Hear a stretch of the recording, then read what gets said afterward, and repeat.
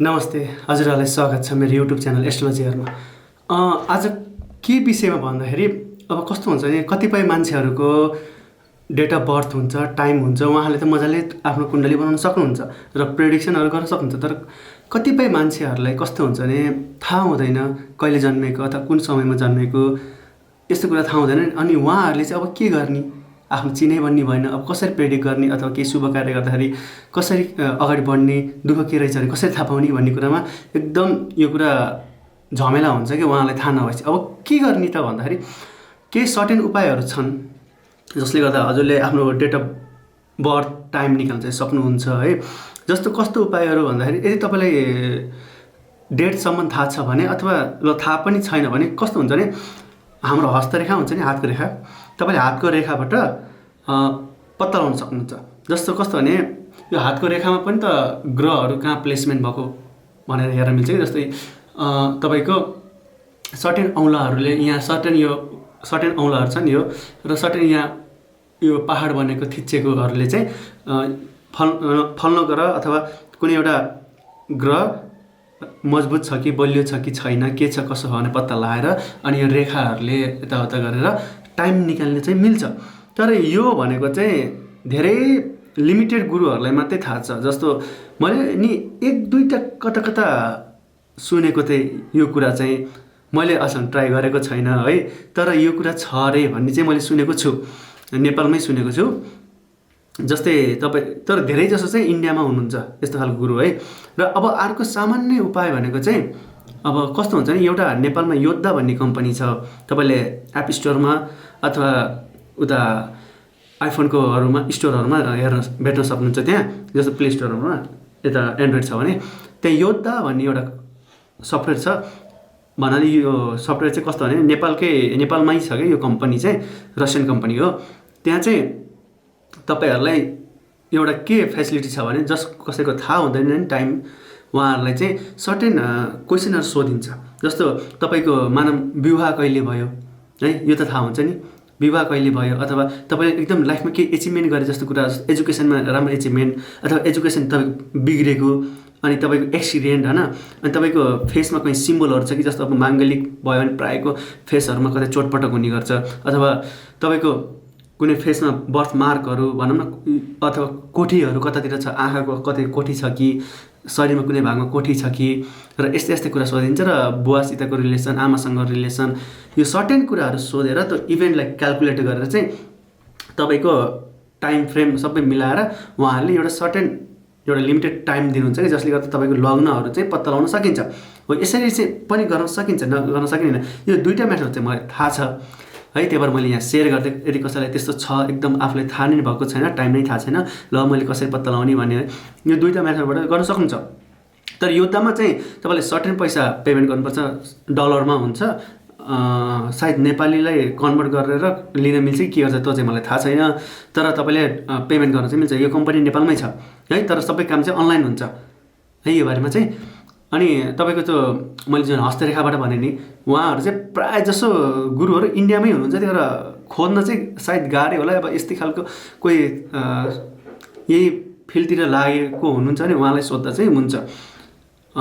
र अब यो दुइटै थाहा भएन अब के गर्ने भन्दा अब केही गर्नै पर्दैन, तपाईँहरूले सिधै हस्तरेखाबाट अगाडि बढ्दा पनि हुन्छ। अथवा के हुन्छ भने हाम्रो जसलाई टाइम आफ्नो कुण्डली छैन, थाहा छैन, उहाँहरूले चाहिँ एउटा उपाय गर्न सक्नुहुन्छ कि केही लाइफमा केही इभेन्ट हुने अथवा नहुने, केही गाह्रो पिरो केही अप्ठ्यारो पर्छ कि, अथवा केही एचिभमेन्ट थाहा पाउन छ भने तपाईँहरूले जस्तो अब यो तन्त्र मन्त्र सिद्धि प्राप्ति गुरुहरू अथवा माताहरू हुनुहुन्छ नि, जो यो फेक माता गुरु भन्दा नि तन्त्र मन्त्र सिद्धि नै प्राप्ति गरेको, जसले तन्त्र विद्याहरू पढेको अनि जप तपहरू गरेर शक्ति पाएको हुनुहुन्छ नि, उहाँहरूले चाहिँ तपाईँहरूलाई सर्टेन कुरा हुन लाग्छ यस्तो यस्तो कुरा भनेर भनिदिन सक्नुहुन्छ। त्यसरी नै तपाईँले आफ्नो लाइफमा के हुँदैछ, कसो हुँदैछ भनेर पत्ता लगाउन चाहिँ सक्नुहुन्छ।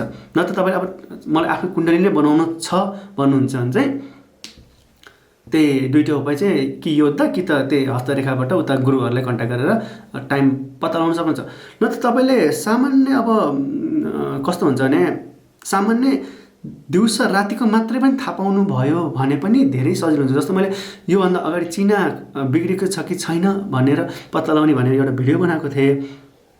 त्यो भिडियोमा चाहिँ के छ भन्दाखेरि मैले के राखेको छु भने जस्तो अब कसैको दिउँसो या राति मात्रै थाहा पाउनु भने अब सूर्यको प्लेसमेन्ट गर्न पाउनु होइन, औँसी या पूर्णिमा मात्रै थाहा पाउनु भने त्यही अनुसार ठ्याक्क चन्द्रमाले लगाएर राखिदिन पाउनुभयो।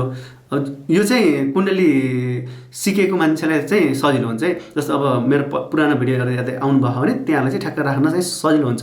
अनि यसरी के हुन्छ भने तपाईँको ठ्याक्क लगाउन त थाहा नहोला है, तर तपाईँले केसम्म एउटा गर्न सक्नुहुन्छ भने तपाईँको कतिवटा ग्रहसँगै बसेको छ है, कुन ग्रह उच्च छ, कुन ग्रह निचो छ है, र चन्द्रमा कतिको पावरफुल छ, त्यसलाई नराम्रो कुनै ग्रहले दृष्टि हालेको छ कि छैन भने यस्तै कुरा पत्ता लगाएर सर्टेन एउटा प्रेडिक्सन त नभनौँ, यो ग्रह चाहिँ मलाई राम्रो, यो ग्रह चाहिँ मलाई नराम्रो, मैले यसको सम्बन्धी काम गर्दाखेरि मलाई धेरै राम्रो हुन्छ, र यो सम्बन्धी कामहरू गर्दा चाहिँ अलिक ख्याल गर्नुपर्छ, जोखिमहरू हुनसक्छ भने यसरी पत्ता लगाउन चाहिँ सक्नुहुन्छ तपाईँले। अब यही नै हो कुरा। यसको लागि अब मैले नै अब यसरी पत्ता लगाउँदै गयो भने म हजुरहरूलाई नै भनिदिनेछु के हो कसरी भनेर। यो बारेमा चाहिँ अलि भाष नै छ कि यो कुरा चाहिँ, त्यही भएर झ्याप्प कसैले पनि म पत्ता लगाइदिन्छु भन्न चाहिँ सक्दैन। अब कोही सिद्धि प्राप्तिहरू हुनुहुन्छ भने चाहिँ उहाँले भनिदिन सक्नुहुन्छ, किनकि उहाँहरूको त अब सिद्धि प्राप्ति जस्तो मन्त्र तन्त्रहरू गरेर तपस्या गरेर अब थुप्रै वर्ष तपस्या गरेर अब शक्ति पाएको हुनुहुन्छ नि उहाँले चाहिँ भनिदिन सक्नुभयो। न त त्यही दुईवटा मेथड मात्रै हो है, तपाईँको इभेन्टहरू क्यालकुलेट गरेर यो सर्टेन टाइममा यस्तो हुनुपर्छ भने, अनि त्यहाँ योद्धामा चाहिँ के पनि सोध्यो भने तपाईँले के सम्बन्धी काम गर्दिनुहुन्छ, के सम्बन्धी कामहरू इन्ट्रेस्ट लाग्छ तपाईँलाई, यस्तो यस्तो इन्ट्रेस्टको कुराहरू पनि सोधे। जस्तो अब कुनै ग्रह बलियो छ भने त्यो कुरामा बढी तपाईँलाई इन्ट्रेस्ट लाग्छ नि त्यो ग्रहको कुरामा। जस्तो तपाईँले शुक्र बलियो छ भने तपाईँलाई म्युजिक क्षेत्रहरू भयो, इन्टरटेनमेन्टको क्षेत्रहरू भयो होइन, चन्द्रमा बलियो छ भने कला के अरे यो इमेजिन गरेर गर्ने कुराहरू कलाहरू भयो, शुक्रले गर्दा कलाहरू भयो, अथवा बृहस्पति छ भने तपाईँलाई ज्ञानहरूको कुरा भयो, मङ्गल छ भने तपाईँलाई यसो झैँझडा भनौँ न यो एडभेन्चरस खालको कुराहरू भयो, यस्तै खालको कुरा इन्ट्रेस्ट लाग्न सक्छ। हो त्यस्तै अनुसारले क्यालकुलेट गर्न सक्नुहुन्छ नि उहाँले। अब केन्द्रमा को बसेछ यस्तै क्यालकुलेट गरेर तपाईँले एउटा टाइम फ्रेम दिनुहुन्छ, त्यसरी चाहिँ गर्न सक्नुहुन्छ तपाईँहरूले। न त त्यही गुरुहरूलाई पत्ता लगाएर त्यसरी अगाडि बढ्न सक्नुहुन्छ। यहाँ यो खास स्पेसली भिडियो चाहिँ एकजनाले मलाई कमेन्ट गर्नुभएको थियो, उहाँले यो बारेमा सम्झाइदिनु भयो मलाई। मैले यो बिर्सेको थिएँ क्या, भर्खर रिसेन्टली कमेन्ट गर्नुभएको रहेछ, त्यही भएर मैले तपाईँकोलाई नै भनेर स्पेसली छिटो यो भिडियो बनाइदिएको।